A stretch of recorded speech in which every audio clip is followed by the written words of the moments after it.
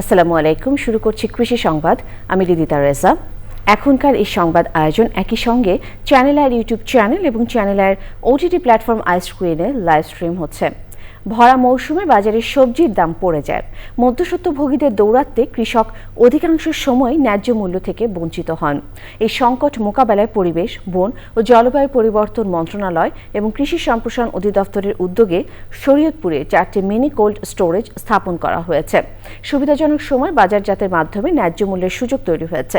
শরীয়তপুর প্রতিনিধি এস.এম. মুজিবুর রহমানের রিপোর্ট। মৌসুমের সময় বাজার ব্যবস্থাপনার অনিয়ম ও জলবায়ু পরিবর্তনের প্রভাবে কৃষকদের অনেক সময়ই ফরিয়াদের কাছে কম দামে সবজি বিক্রি করতে হয়। দীর্ঘদিনের এই সমস্যার সমাধানে দেশের 24টি জেলার 48টি অধিক সবজি উৎপাদনকারী উপজেলায় মিনি কোল্ড স্টোরেজ স্থাপন করা হয়েছে। এই প্রযুক্তির মাধ্যমে কৃষক ভরা মৌসুমে কম দামে সবজি বিক্রি না করে সময় বুঝে বাজারজাত করার সুযোগ পাবেন।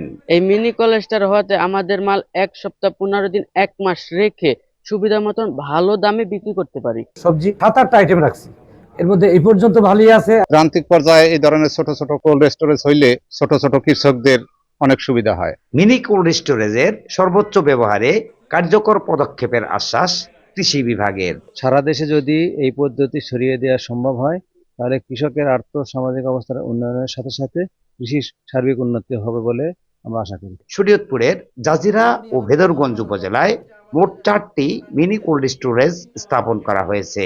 কন্টেইনার ভিত্তিক এই কোল্ড স্টোরেজগুলোতে সবজির প্রকার ভেদ অনুযায়ী প্রতিবার 6 থেকে 7 টন পর্যন্ত সবজি 1 সপ্তাহ থেকে 3 মাস পর্যন্ত সংরক্ষণ করা যাবে।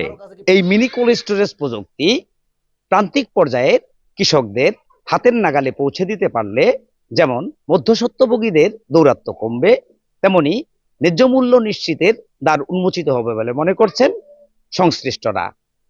জাজিরার মিরাসার এলাকা থেকে S M. Mujibur Rahman, channel I. মুড়িকাটা পেঁয়াজে নতুন স্বপ্ন বুনছেন মানিকগঞ্জের কৃষকরা। ন্যায্য মূল্য আর বাড়তি লাভের আশায় মাঠে মাঠে ব্যস্ত সময় পার করছেন তারা। তবে আবহাওয়া বিবেচনা করে সঠিক পরিচর্যার বিষয়ে সতর্ক থাকার পরামর্শ দিচ্ছে জেলা কৃষি বিভাগ। মানিকগঞ্জ প্রতিনিধি গোলাম সারোয়ার সানুর পাঠানো তথ্য ও ভিডিও চিত্রে বিস্তারিত জানাচ্ছেন জহির মোল্লা। মানিকগঞ্জে এই মৌসুমে ক্ষেত বলতে সাধারণত চোখে পড়ে হলুদ সরিষার বিস্তীর্ণ মাঠ। তবে চলতি মৌসুমে সেই চিত্রে কিছুটা ভিন্নতা এসেছে। জেলার বিভিন্ন এলাকায় বেড়েছে পেঁয়াজের আবাদ। মাঠ জুড়ে এখন সবুজে ঘেরা পেঁয়াজ ক্ষেত। কুয়াশাচ্ছন্ন শীতের সকালে পেঁয়াজ গাছের পাতায় ঝলমলে রোদের ছটায় যেন নতুন স্বপ্ন দেখছেন স্থানীয় কৃষক। সার দিয়ে পানি দিলাম, পানি দিয়ে এটা কোপ দিয়ে জোগাল শেষ হয়ে যাব, তারপরে পেঁয়াজ উঠামো। আলহামদুলিল্লাহ ভালো ফলাফল দেখা যাচ্ছে, এখন বাকিটা আল্লাহর ইচ্ছা। কৃষক এখন ব্যস্ত সময় কাটাচ্ছেন পেঁয়াজের ক্ষেতে। এবার মুড়ি কাটা পেঁয়াজে ভালো ফলন ও ন্যায্য দাম পাওয়ার আশা করছেন তারা। পানি সেচ দেওয়া লাগতেছে, আবার কুবান লাগবো, সার বোনা লাগবো, আবার আদি পেঁয়াজ খেতে নাড়া উঠান লাগতেছে। এর ভিতরে 4 পেঁয়াজ লাগাইছি, কমপক্ষে আমার 4 থেকে 5 লক্ষ টাকা খরচ হবে। কৃষি বিভাগের মতে চলতি মৌসুমে অনুকূল আবহাওয়ার কারণে জেলায় 7,564 হেক্টর জমিতে পেঁয়াজ আবাদ হয়েছে, যার মধ্যে 3,222 হেক্টর জমিতেই মুড়ি কাটা পেঁয়াজ আবাদ চলছে। বিঘা প্রতি 60 থেকে 70 মণ করে পেঁয়াজ পাচ্ছে এবং বাজারে পেঁয়াজের দাম ভালো, এবং আমরা আশা করছি এবছর যেভাবে পেঁয়াজ হচ্ছে এবং দাম কৃষক বেশি পেয়েছে সেই হিসাবে আমাদের যে লক্ষ্যমাত্রা সেটি ছাড়িয়ে যাবে। কৃষকের মধ্যে একটা প্রাণচাঞ্চল্য সৃষ্টি হবে যে তারা এই পেঁয়াজ বিক্রি করে ভালো টাকা পাবে। এই অঞ্চলে পলিযুক্ত উর্বর মাটি পেঁয়াজ চাষের জন্য বেশ উপযোগী, যা আগামী দিনে আরও বড় সাফল্য আনবে এমন আশা সংশ্লিষ্টদের।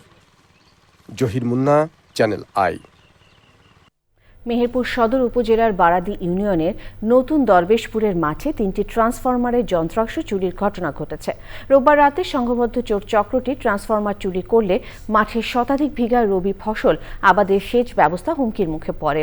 ভুক্তভোগী চাষী মুজিবুর রহমান জানান, গভীর রাতে চোর চক্রটি মাঠের সেচ কাজে ব্যবহারের জন্য স্থাপিত 3টি মোটর পাম্পের ট্রান্সফরমারের গুরুত্বপূর্ণ যন্ত্রাংশ খুলে নিয়ে যায়।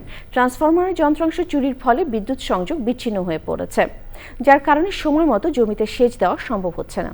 ফলে চলতি মৌসুমে বোরো ধান, রবি ফসল উৎপাদন ব্যাহত হওয়ার আশঙ্কা দেখা দিয়েছে। এলাকার এই ট্রান্সফরমারের আওতাভুক্ত শতাধিক চাষিদের দাবি, দ্রুত চুরি যাওয়া যন্ত্রাংশ উদ্ধার ও দোষীদের শনাক্ত করে আইনগত ব্যবস্থা গ্রহণের। এই ছিল কৃষি সংবাদে। সবাইকে ধন্যবাদ।